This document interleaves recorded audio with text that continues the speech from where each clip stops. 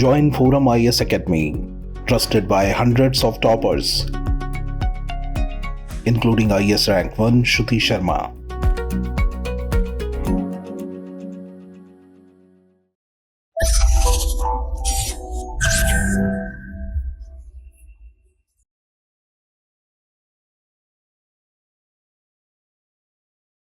Hello friends, this is Gautam Pandey coming up with the next round of बस 5 minute. In this video we will discuss about organoid intelligence और साथ ही ये भी समझेंगे why are they being termed as a new frontier in biocomputers. So first of all let's see why it in news. आखिर ये organoid intelligence news में क्यों है, पहले जरा इसको समझते हैं. देखिए, recently scientists at John Hopkins University outlined a plan for potentially revolutionary new area of research called organoid intelligence which aim to create biocomputers. Means recently John Hopkins university के साइंटिस्ट ने ऑर्गेनाइड इंटेलिजेंस नामक research का outline prepare किया है जिसका main aim है bio computers को develop करना. तो इस वीडियो में हम इसी ऑर्गेनाइड इंटेलिजेंस से रिलेटेड इंपॉर्टेंट बातों को डिस्कस करेंगे और साथ ही साथ समझेंगे why are they being termed as a new frontier in bio computers. उन्हें बायो कंप्यूटर्स का न्यू फ्रंटियर क्यों कहा जा रहा है, इन सारी बातों को इस वीडियो में डिस्कस करेंगे. तो आगे बढ़ते हैं.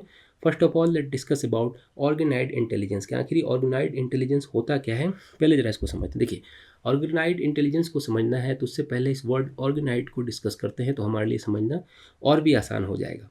अगर ऑर्गेनाइड के लिटरल मीनिंग की बात करें तो organoid refer to an artificially grown mass of cell और tissue that resemble an organs. Means organoid कोशिकाओं और ऊतकों द्वारा कृत्रिम रूप से विकसित एक मास होता है जो एक ऑर्गन मीन्स अंग की तरह दिखता है.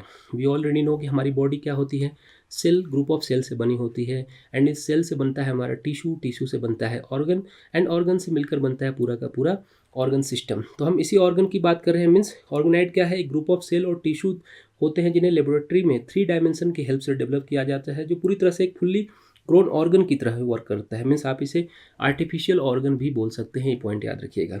अगर ऑर्गेनाइड इंटेलिजेंस की बात करते हैं, आगे बढ़ते हैं.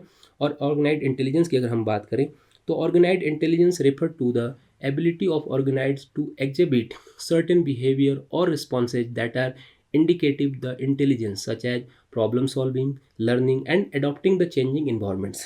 Means आप इसे ऐसे समझिए कि ऑर्गेनाइड क्या होता है इंटेलिजेंस, ऑर्गेनाइड के बिहेवियर जो रिस्पॉन्स होता है उनको इंडिकेट करता है. मीन्स जिसे लेबोरेटरी में डेवलप किया गया है उसमें इंटेलिजेंस भी इनपुट किया गया हो जिससे क्या होगा, नॉर्मल प्रॉब्लम वगैरह होती है उसे सॉल्व करने में होते हैं या फिर जो चेंजिंग बिहेवियर होती है इन्वायरमेंट की उसमें पूरी तरह से अडॉप्ट कर लेते हैं. जस्ट फॉर एग्जांपल ऐसे समझिए कि साइंटिस्ट ने एक ब्रेन ऑर्गेनाइड को डेवलप किया है जो नॉर्मल ह्यूमन ब्रेन की तरह ही काफ़ी हद तक फंक्शन करता है. इसे ही हम ऑर्गेनाइड इंटेलिजेंस के तौर पर रेफर कर सकते हैं. तो आगे बढ़ते हैं, जरा समझते हैं why are they being termed as a new frontier of bio computers.